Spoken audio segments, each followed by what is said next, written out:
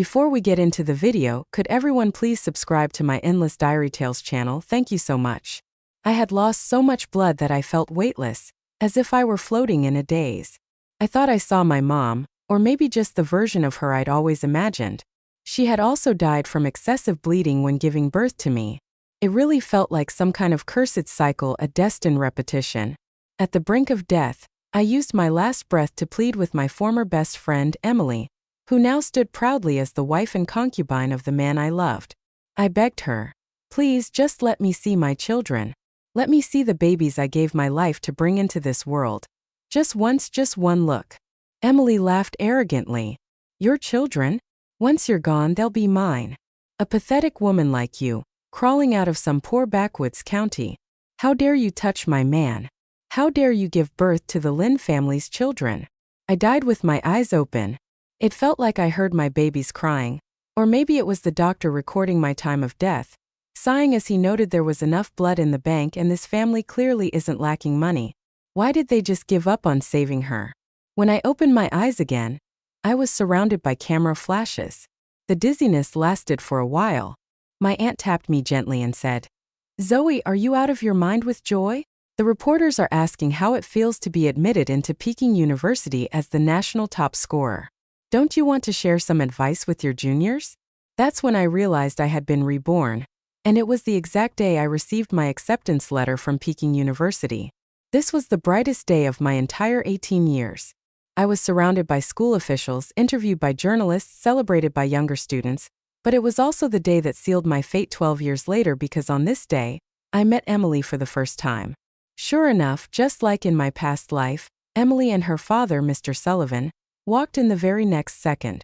The reporters clearly knew Mr. Sullivan well, and quickly turned their cameras toward them. Mr. Sullivan looked refined and approachable, radiating the poise of a successful businessman. Emily was like a living porcelain doll, dressed in a pure white princess gown as she smiled and walked toward me, making me look even more dull and shabby by comparison. Mr. Sullivan addressed the reporters, saying, "I'm originally from Carter County. When I heard that such a poor county had produced the top scorers, how could I not come and show my support? Our Sullivan Group will donate a scholarship of 500,000 yuan to Miss Zoe Carter, so she can devote herself to her studies, and, after graduating from Peking University, contribute to our hometown and to our country. Oh, and my daughter Emily has also been accepted into Peking University.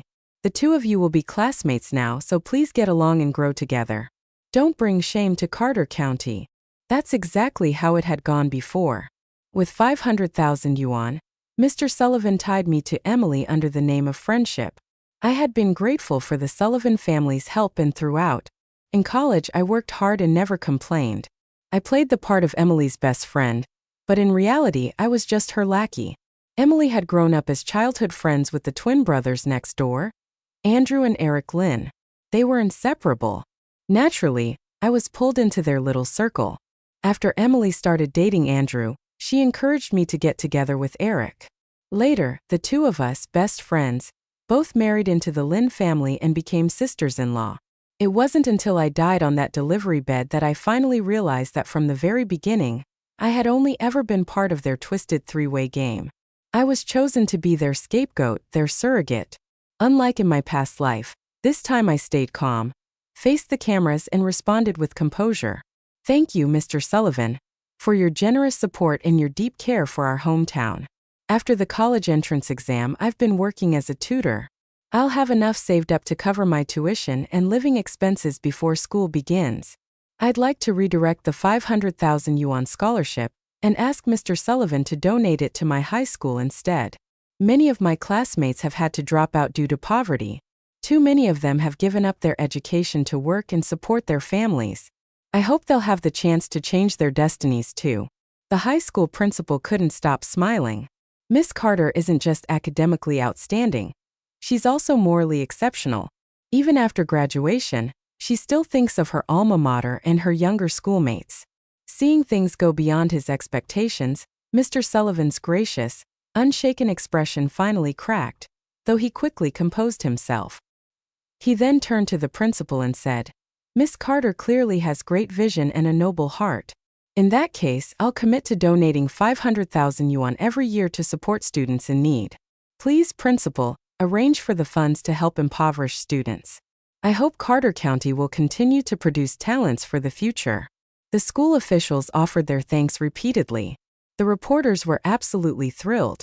Originally, everyone thought it was just another routine interview with the national top scorer. Nothing too exciting, just the usual. But the sudden appearance of a well-known entrepreneur volunteering a major donation pushed the interview to its climax. The video quickly went viral online and attracted significant attention. However, this time, the spotlight didn't go to Emily or her father like they had probably hoped. Instead, all eyes were on me, Zoe Carter, the girl from a poor county who refused a 500,000 yuan donation, who earned her own tuition through tutoring, and who spoke up about the hardships of underprivileged students. For several days, topics like Zoe Carter refuses donation, top scorer pays her own tuition through tutoring, and poverty in education trended on social media, sparking national conversations about school dropout rates due to poverty. But in my past life, the thing that went viral, I wasn't any of that. It was a photo of me and Emily. In the picture, she looked radiant and vibrant while I was sickly pale and thin. She was praised as a beautiful and kind-hearted princess, and I, despite being the top scorer, was reduced to a mere backdrop that made her shine brighter. As I scrolled through the trending threads, I noticed a few jarring comments.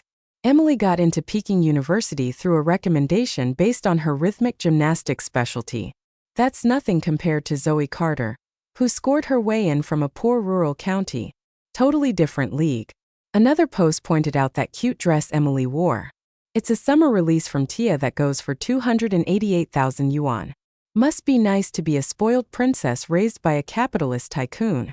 Someone else wrote, Emily's dress costs 288,000, and her dad only donates 500,000 a year to Carter County.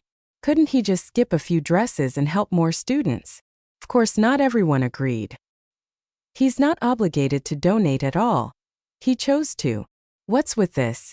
You do it if you're so great attitude. I quickly skimmed past the noise and headed off to my next tutoring gig. My mom died giving birth to me, and since I was a girl, my dad abandoned me to my aunt and never looked back. My aunt never married because of me, pouring her whole heart and soul into raising me. That's why I took on 4 tutoring jobs in a single day, to earn as much as I could and ease her burden. Being the top scorer wasn't just about pride, it was survival.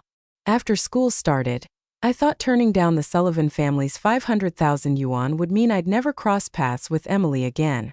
But the moment I stepped into the dorm, there she was. I had enrolled in the medical program, and she was in broadcasting. There was no reason we should have ended up in the same dorm, but then I remembered most of the school's libraries were funded by the Lin family.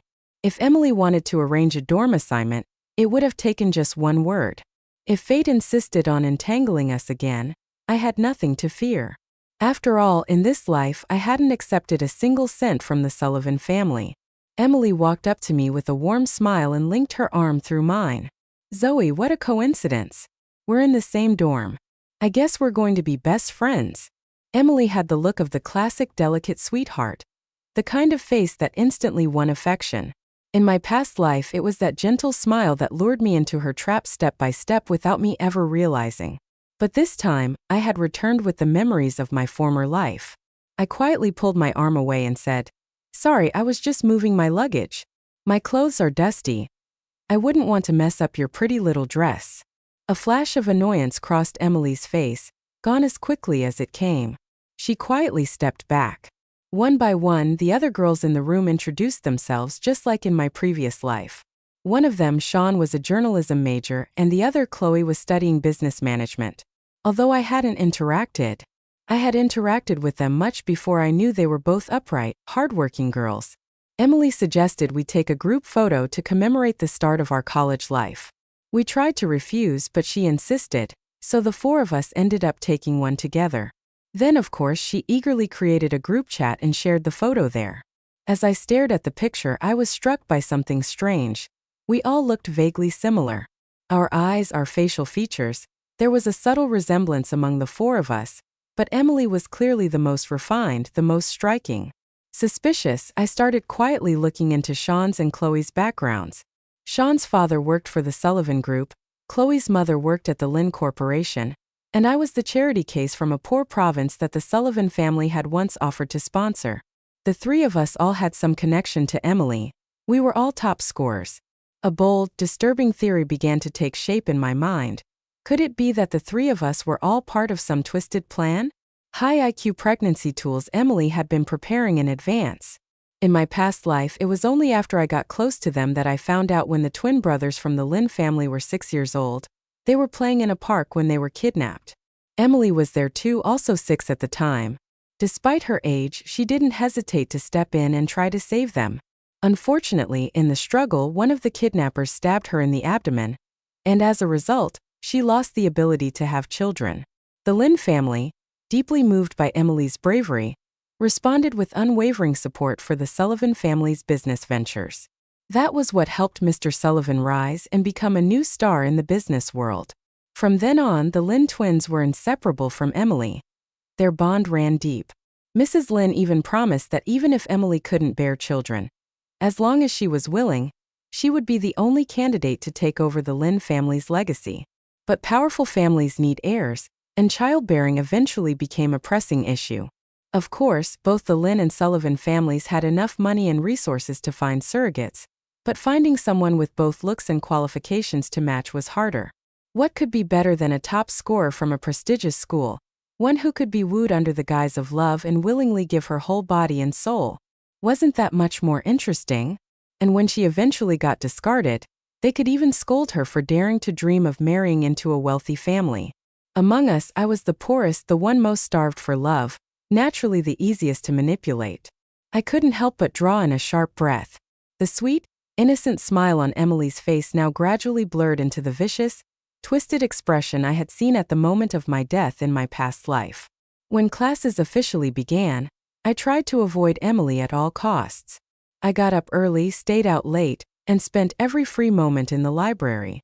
In my past life, I had wasted so much time. I spent so much time trying to be her little sidekick that I nearly fell behind in my studies. This time I was going to go all in and grind hard. When Emily invited all the roommates to dine at a 5-star hotel, I gave a regretful smile and said, "Sorry, I have anatomy lab tomorrow. I still haven't memorized half the organ structures I need. I'll probably end up sleeping in the study room tonight." She gave out luxury brand handbags as gifts to our roommates. I clutched my thick medical textbook and politely declined. Those bags are expensive, sure, but my canvas tote holds a lot more. Emily kept trying to win everyone over with sweet, sugar-coated gestures. Sean fell for it, happily gushing, "Emily, I want to be your best friend forever." Chloe, on the other hand, stayed calm and polite. She accepted the handbag because it was too hard to refuse but never once used it. It just sat untouched in her drawer. Despite the distance between Chloe and me, Emily didn't seem discouraged. She remained friendly and approachable, showing none of the arrogance you'd expect from a rich girl. I had to admit she had patience. And just like that, a semester flew by. That semester, I studied like my life depended on it, while Emily continued making herself the center of attention. She was the school's go-to female host for all the major events and was frequently trending online for various praises. Right before winter break, she made an announcement in the dorm. "Tomorrow is my 18th birthday. My dad is hosting a coming-of-age banquet for me. You all have to come, okay? I'll have a driver pick you up." I instinctively tried to find a way out. "Sorry, Emily, I've been pulling all-nighters studying this semester. Over the break, I just want to crash and sleep until I forget what day it is." Sean perked up, her eyes gleaming. A debutante ball for a rich girl? The scale must be insane. Chloe remained composed and didn't say much. Emily put on a modest smile. "It's nothing fancy, just a simple banquet for some family and friends. I only invited the 3 of you from school. If you don't show up, my dad will definitely scold me for not maintaining good relationships with my roommates." Suddenly, Sean lit up. "Emily, can I shoot some video footage at your party? We have this extra credit assignment in journalism. We need to produce a video that gets over 100,000 views. I've been racking my brain for a good topic. A luxurious but understated debutante ball from a Peking University goddess like you would be perfect. Please. Emily, we're roomies. I want to ride your popularity a little." Emily hesitated, but events like this are usually very private. That's when a memory slammed into me. In my past life, it was at that very coming-of-age banquet that Emily introduced me to the Lynn brothers.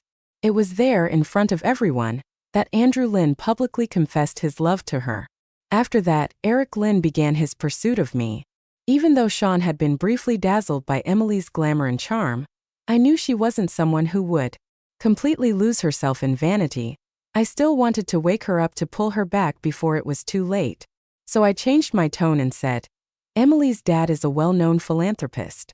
Every year he donates to my old high school to help students in need. Influential and generous people like him should definitely be highlighted more. I really want to thank him again for his donation. Then I turned to Emily with a smile. Let Sean film a little, okay? It'll help her complete her project, and also raise awareness about your family's charitable work. Plus, it'd be nice to have some video memories of your coming-of-age ceremony, wouldn't it? Chloe and I will come too, just to join the fun. Though Chloe and I weren't particularly close, we had a quiet understanding. She immediately picked up on my hint and agreed to attend. Seeing that the three of us were voluntarily walking into her carefully laid trap, Emily readily agreed to the filming. In her mind, she was the campus goddess of Peking University. Getting more publicity and climbing trending topics would only help pave the way for her future as a glamorous, well-known host. She wanted fame. She wanted her name to be in every household. So, in exchange for attending the coming-of-age banquet, I secured permission for us to record the event. Based on everything I remembered from my past life, what I knew about Emily and the Lynn brothers, I was certain the footage we'd capture wouldn't be just an ordinary birthday celebration. The next morning, Emily sent a chauffeur to pick us up. During the ride, my chest tightened with anxiety. I could barely breathe. I dug my nails into my palm, using the pain to distract myself because today I was going to see Eric Lynn again. In my previous life, after Emily's banquet, he told me he had fallen in love with me at first sight.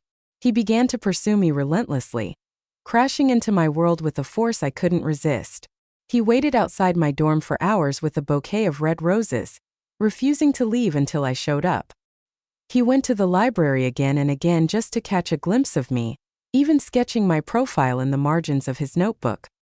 He knelt beside me in the grimy student cafeteria, which he had never once set foot in before, pretending to eat just to accompany me on my birthday. He filled the night sky with drones to declare his love. Everyone on campus knew the second son of the prestigious Lynn family was chasing after a girl from a poor county. A modern Cinderella story. And all the while, Emily helped fan the flames. What I couldn't deny was this. I fell for it. I really believed that despite having been abandoned from birth, someone could love me unconditionally. I thought I'd found salvation, but in reality, I had just been chosen from my womb. Stepping through the Sullivan family gates was like entering another world. Luxury, opulence, everything designed to dazzle. But after 3 years of playing the daughter-in-law role in a wealthy family, none of this impressed me anymore. Emily came out. To greet us personally, her makeup was flawless, her gown covered in sparkling gemstones. She gleamed like a diamond. Behind her stood the Lynn brothers, Andrew and Eric. They were the picture of privilege, handsome, poised, and dripping with that effortless superiority that screamed generational wealth. The space around them seemed to carry a barrier of status, one that kept people like us firmly on the other side. Sean gasped. Emily, I've always heard your childhood friends were the most handsome guys on campus, but I never imagined they'd look like this in real life. They're like movie stars. Emily laughed modestly, then turned to introduce us. These are my gorgeous roommates. They're all national top scorers, beautiful, brilliant, the whole package. Real high-quality women. The three of us were dressed plainly like regular students, which made the whole scene feel slightly awkward. The Lynn brothers' eyes swept over us with a strange intensity, like they were sizing us up, evaluating goods. When Eric Lynn's gaze locked with mine, I felt a chill run down my spine. I shuddered. Chloe stepped closer and gently took my arm. Zoe, are you okay? I forced a smile and said I needed to use the restroom. Once inside, I splashed cold water on my face, trying to pull myself together, but I still couldn't stop trembling. Eric Lynn, the man who had once touched my body, whom I had seen as love and salvation, had only ever been hunting me. I was nothing more than prey to him, never someone with equal worth. When I stepped out of the bathroom, he was already there, leaning casually against the wall. His voice was soft, mocking. "You're scared of me." I didn't look him in the eye. I laughed at myself. Not at all. I'm just not used to fancy places like this. After saying that, I quickly walked away. Emily and Mr. Sullivan were busy entertaining guests, so I pulled Sean and Chloe aside, asking if they could come with me to the garden for some fresh air. Behind the Sullivan villa, there was a temperature-controlled greenhouse filled year-round with Emily's favorite white roses. Sean, always observant, wanted to go in and film, but the greenhouse door was locked and she sighed wistfully. Emily is just like these white roses, noble, pure, pampered in a glass house, admired effortlessly all her life. Then she turned to me and said, "Look at me. I worked like a dog just to make it as a top scorer in the college entrance exam, but now I'm at Peking University where everyone's a top scorer. Our dorm alone has 3. I never worried about money growing up, but in front of these elite heirs, even that feels meaningless. Honestly, sometimes I'm so jealous of Emily. She never flaunts her wealth, yet I still find myself feeling inferior." Chloe, ever calm, said, "Some things, if you're not born with them, you'll never have them, no matter how hard you work. In my past life, my mindset was just like theirs. Proud yet insecure, ambitious but constantly drained by comparison. But now I see it differently." I said, "Being myself, it's good enough compared to both of you. I have far less. I come from a poor county. My mother died giving birth to me, and my father abandoned me. It was just my aunt who raised me, but I made it here and I'm grateful for that. After graduation, I'll become a doctor, maybe go into medical research. I think the world is wide enough for people like us to do something great." My words seemed to lift their spirits a little. That short conversation bonded the 3 of us. Sean then started scouting out the best angles to film the fireworks and assigned Chloe and me to separate spots to record the entire show. Not long after, we saw Emily enter the greenhouse hand in hand with the Lin brothers. The energy between the 3 of them was unmistakable, intense, and intimate. Caught off guard, the 3 of us ducked behind the pear trees to hide. Inside, Emily clung to both of them like she belonged to neither and yet to both. Her voice was sweet and coaxing. "Eric, you promised me. Remember, I'm the one who gets to choose your girlfriend. Of my 3 roommates, which one do you want? I'll help you pursue her, but we agreed no matter what, you can't fall for any of them. You're only allowed to love me." Eric kissed her and chuckled. "They're not even worth your toenail. Of course, I wouldn't want any of them. I'm just doing what you asked, finding a girlfriend to be our cover." Andrew chimed in. "Emily, you were hurt when you were 6 trying to save us. You lost your ability to have children, but maybe that's a blessing. You won't have to suffer through pregnancy. Whoever Eric chooses will just be our surrogate. If any of them ends up making you sad, we'll take the child and cut ties for good." No complications. Emily smiled smugly and began to roll around in the white rose petals with both brothers. Hidden behind the pear trees, the 3 of us stared at each other in stunned silence. There was nowhere to hide our horror. Only when the first firework exploded in the sky did the trio finally leave the greenhouse, reluctantly parting. Sean whispered, shaken, "My camera, it was still recording. I caught all of it." Just like in my past life, Andrew stood beneath a sky full of fireworks and publicly confessed his love to Emily. After the show ended, we quickly said goodbye to Emily. She was still floating in her euphoric daze and didn't notice anything off about us. Only once we got back to the dorm did reality sink in. Sean exploded. "So Emily's been in a 3-way relationship with the Lin brothers this whole time, and now they're trying to use one of us as a cover and a womb?" I finally told them the truth, everything I knew, except of course for the part about my rebirth. I suspected something from the beginning. I said back on the first day when we took that group photo, I noticed we all looked a little alike. Emily is more polished, sure, but if we were all wearing makeup, we'd be 80% similar. You remember how I asked about your families back then? I wasn't just being nosy. I had a feeling Emily and I both come from. Mr. Sullivan even tried to offer me a 500,000 yuan scholarship.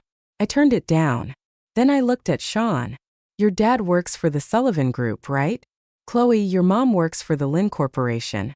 All 3 of us have direct ties to Emily. More importantly, we're all beneath her in status. I suspect this whole setup started even before school began. That's probably why, even though we're all in different majors, we ended up assigned to the same dorm. Sean was furious. She grabbed the luxury handbag Emily had given her and threw it straight into the trash.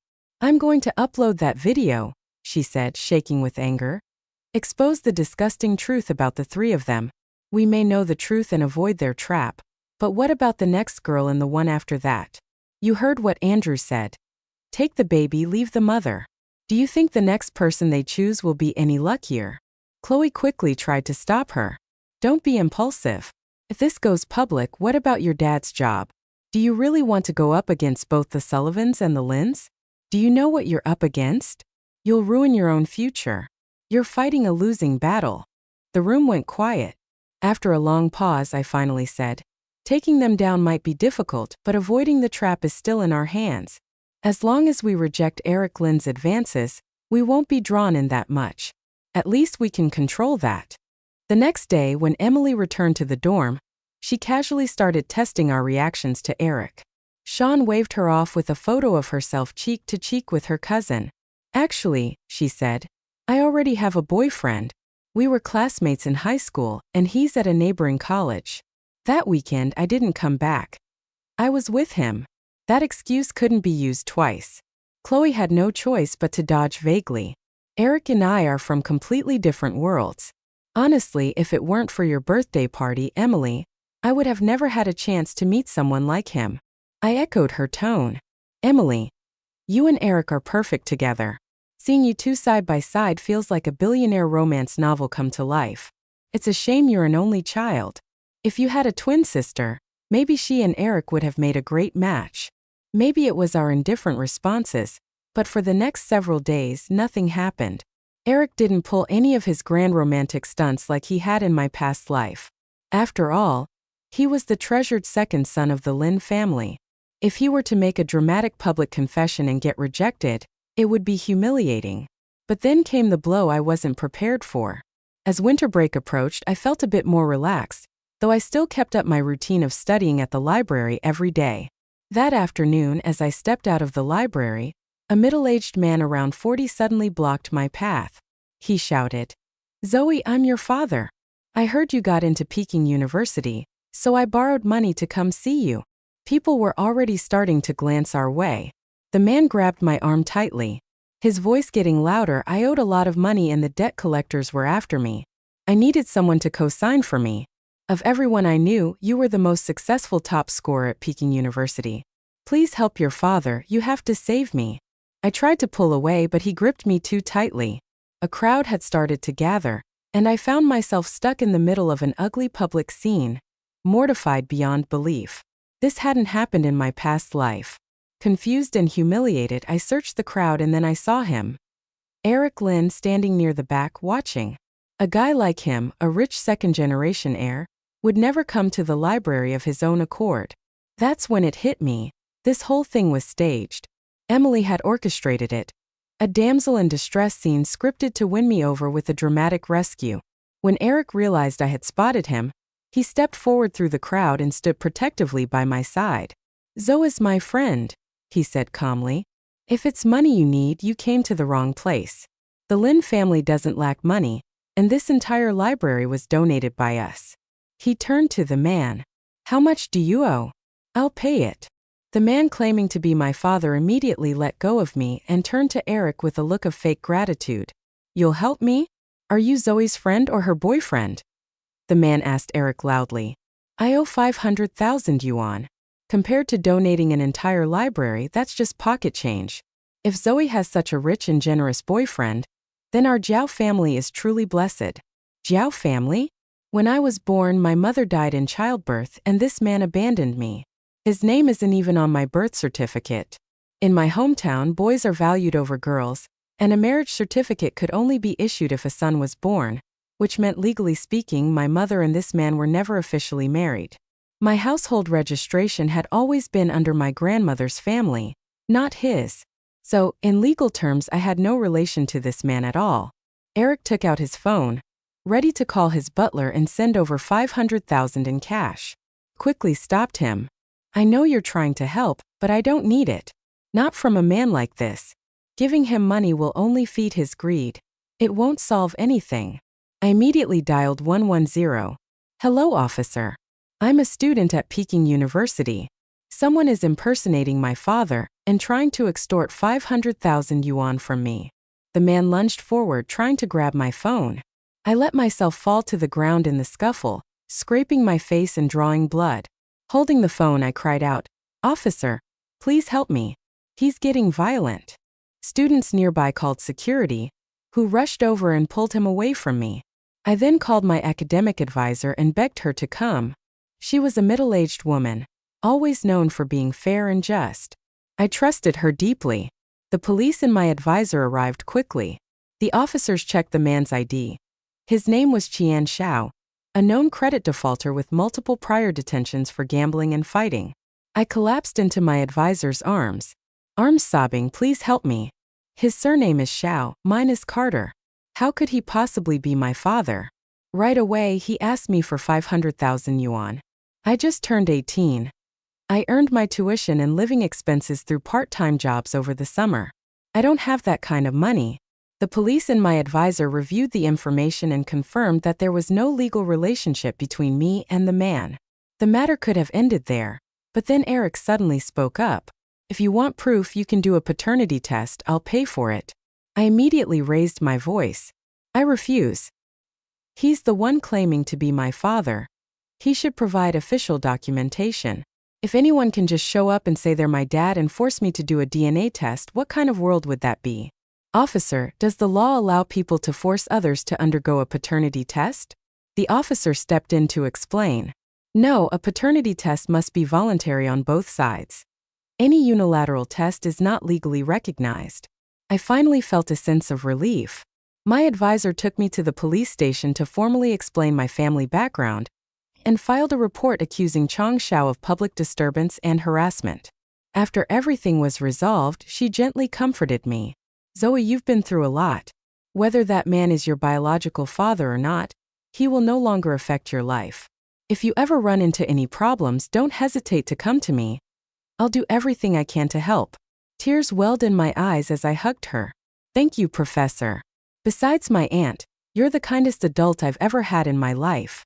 When I returned to the dorm, Emily wasn't there. Sean and Chloe had already heard about the incident and were furious on my behalf. I told them what I suspected. This whole thing was orchestrated by Emily and the Lin brothers. They must have dug into my background, found that man, and hired him to create chaos. The plan was to stage a crisis and then swoop in like saviors, use their wealth and status to rescue me, toss me a little kindness and cash, and in doing so, earn my gratitude and debt. Once that scumbag Xiao was embedded into my life as a lingering threat, I'd become even more dependent on them to clean up after him. Sean was seething. "They're disgusting." Chloe sighed. "They've got power, wealth, and now we know frightening levels of manipulation. We need to be even more careful from now on." I said, "Who knows what other traps are waiting for us?"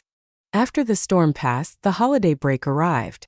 I filled every available moment with tutoring jobs and managed to save up another sum for living expenses. When the new semester began, Chloe invited Sean and me out for dinner, saying she had something important to discuss. The food hadn't even arrived yet, but Chloe had already downed 2 bottles of beer on an empty stomach. She was clearly drunk. Chloe had always been calm and reserved, never showing her emotions, but tonight she was completely out of sorts. Sean and I exchanged worried glances. We both had a sinking feeling. Finally, after a long silence, Chloe spoke. "You guys know I come from a single-parent household. My parents divorced early. My mom raised me all on her own. It wasn't easy for her. She works at the Lin Corporation. During the company's annual gala, the chairman made a point of mentioning that I share a dorm with Emily and go to school with the Lin brothers. He personally invited my mom and me to attend the gala." Sean leaned forward anxiously. "Did Eric Lin do something to you at the gala?" "Don't worry, I still have the video of him, Andrew, and Emily in the rose greenhouse. If he messed with you, I'll release it and blow everything wide open." Chloe shook her head, but her voice sounded even more hopeless. "At the gala, Eric kept approaching me. He was really sweet, really attentive. After it ended, My mom's coworkers were all saying he must be interested in me, and that maybe our family would soon be connected to the Lins by marriage. Not long after, my mom got a mysterious promotion. Ever since then, she's been encouraging me to get closer to Eric. Pushing me really? Sean asked quickly. Did you tell her the truth? That Eric doesn't actually like you. That he's just looking for a decoy. A surrogate. Chloe's eyes were blank. I did, but she didn't believe me. She said that even if it's true, if I work hard, I can still win him over. And since Emily can't have children, if I give birth to a child, that baby would be the only heir of the Lin family. Suddenly it all clicked in my mind. The prize was simply too tempting. Chloe's mother had taken the bait, willing to risk her own daughter's future for a chance at unimaginable wealth. So Emily and the Lin brothers used coercion against me, but temptation against Chloe. Chloe finally broke down, sobbing uncontrollably. All I've ever been afraid of is hurting my mom. She sacrificed everything for me. We've depended on each other our whole lives. How can I not listen to her? I understand why she's doing this. If it were my aunt pressuring me like that, I don't think I could say no either. But getting involved like this, it's like bargaining with a tiger. Is there any way to actually win? We couldn't make the decision for her. All we could do was sit beside her and get drunk together in silence. The next morning, the three of us were still hungover when Emily returned to the dorm. She went straight to Chloe and shook her awake. Chloe, Eric called you so many times and you didn't answer. He's downstairs waiting for you right now with a big bouquet of red roses. Looks like he's planning to make a public confession. I jolted fully awake, a chill shooting through my spine. That familiar orchestrated confession scene was happening again. But this time the target was Chloe. She sat there in a daze, motionless. Emily kept urging her to wash up and go downstairs to accept Eric's confession. Chloe didn't move for a long time. Then at last she made up her mind. She got ready, went down and took the roses from Eric. Sean and I watched from the dorm window above, our hearts full of complicated emotions. Emily followed them down, and soon she and Andrew were off on a double date with Chloe and Eric. Sean muttered, her voice full of unease. Chloe, I'm afraid this won't end well. Then it hit me suddenly, painfully. In my past life, those three ruined me. They cost me my life. They stole both of my children. So why, after being reborn, had I never once thought of revenge? I did hate them deeply, but even more than that, I was afraid of their power, afraid of what they could do, and ashamed that I felt so small in comparison. But things were different now. This life wasn't the same as the last. We weren't powerless anymore, we could fight back. Against Emily, I gripped Sean's hand tightly, my resolve solidifying. We can help Chloe win. The pattern of Eric and Chloe's relationship followed the same script I knew too well. Visiting the library together, eating in the student cafeteria, sitting side by side in public lectures, and the grand gesture of drone fireworks on her birthday. But while they played out that familiar romance, Sean and I were working behind the scenes, quietly gathering evidence, watching Emily's every move, hoping to catch her slipping up. And we did. After Emily hosted the university sports day ceremony, she was approached by a middle-aged man covered in tattoos. The moment she saw him, her face turned pale with panic, but she didn't raise any alarm. She just pulled him aside and led him toward the equipment storage. Sean and I followed them to a quiet corner. The man looked fierce, like a thug straight out of a crime story. Still remember your dear uncle, sweetheart? He sneered. I heard you're the darling of Peking University now, dating the Lin family heir, about to marry into a billionaire dynasty. But tell me, would you have gotten that far without your good old uncle clearing the path? His voice dropped threateningly. I spent 12 years in prison for helping your dad stage the kidnapping of those Lin brothers. Just got out. Your dad's too well protected now, bodyguards and all. I couldn't get close, so I came to you. He licked his lips. I'm not asking for much. 1 million a year for 12 years. That's just 12 million yuan. Peanuts for someone like you, right? Emily sneered. I'll have my dad contact you. But don't forget, Uncle, back then you messed up and stabbed me in the stomach. Because of that, I can't have kids anymore. How do you plan to pay me back for that? They kept arguing. Meanwhile, Sean gave me a subtle nudge. She'd recorded the whole thing on video. We quietly slipped away. My head was spinning. That so-called heroic rescue. The story of little Emily bravely saving the Lynn twins during a kidnapping.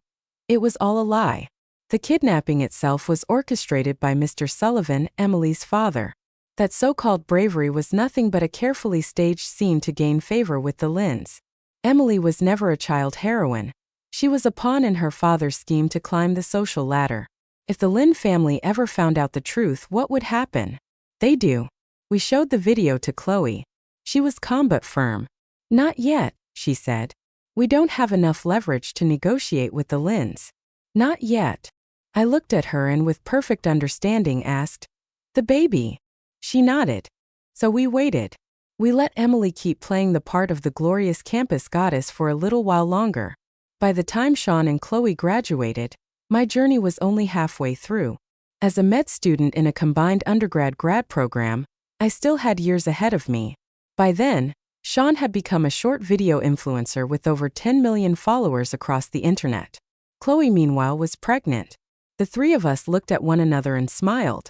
"Let's reveal everything at graduation," we agreed.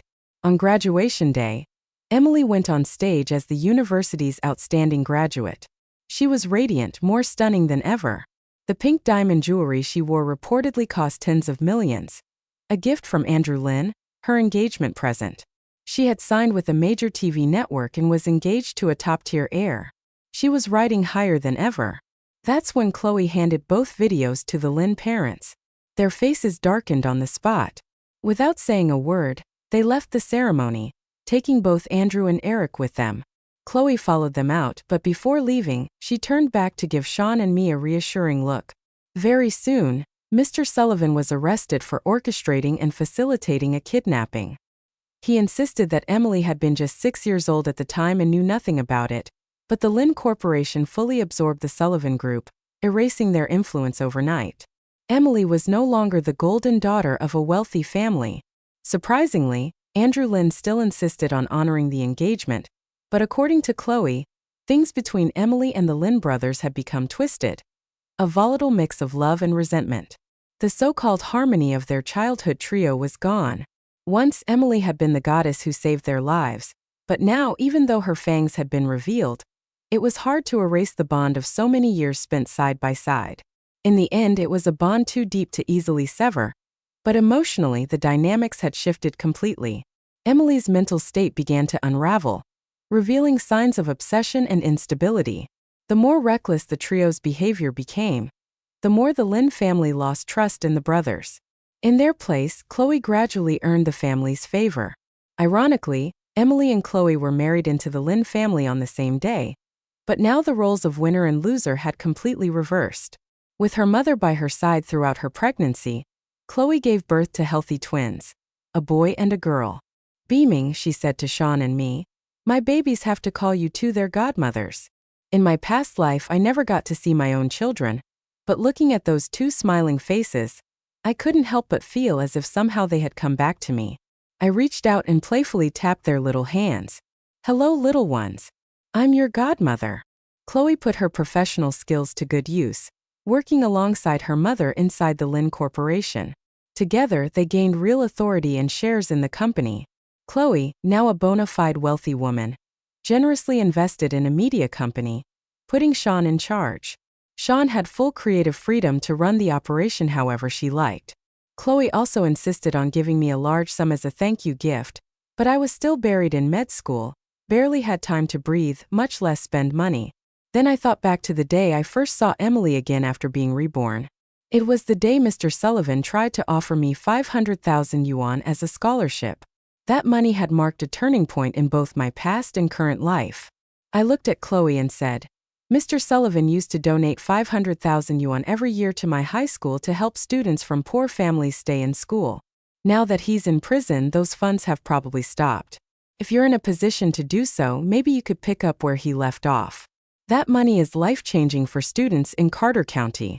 Without hesitation, Chloe waved her hand. "I'll donate 5 million yuan annually to your high school." She then told me, "There's a hospital under the Lynn Corporation. Once you graduate, I'll have you installed as the hospital's director." I sat down, my scalpel grinned and joked, "Thank you, Queen Chloe."